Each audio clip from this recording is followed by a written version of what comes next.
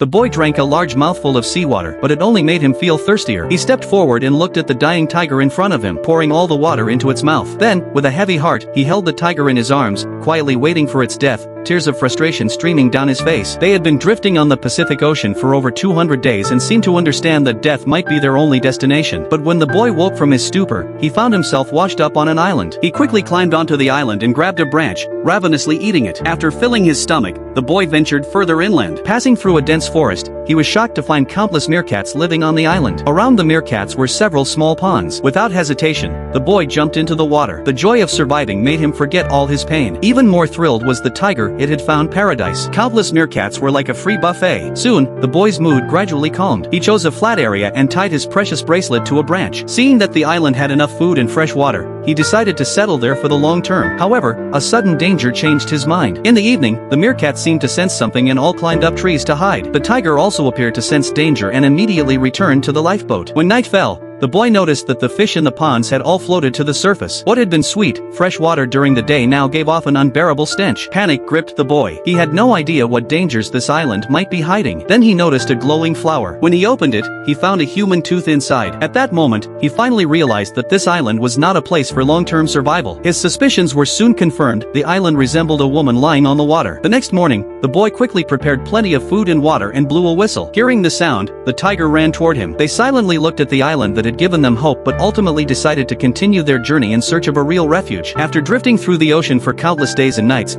they had consumed all their food in fresh water. Just then, the calm sea was struck by another storm. Huge waves tossed the lifeboat violently. Helpless, the boy shouted in anger. Eventually, the waves carried him to the coast of Mexico. At this point, he had no strength to stand, but the tiger was clearly in much better condition, even stretching in front of him before heading toward the jungle. As the tiger reached the forest edge, the boy expected it to look back and say goodbye, but it did not. It left resolutely. In that moment, the boy's faith was completely shattered. When rescuers found him, the boy cried his heart out. During their more than 200 days together, he had developed a deep bond with the tiger, but it had vanished from his life without a word of farewell. Soon, two investigators came to the boy to uncover the truth about the shipwreck. He recounted his survival story on the deserted island, but the investigators dismissed it as a fairy tale. They had never heard of the mysterious floating island and believed that the tiger never existed. It was all a product of the boy's imagination.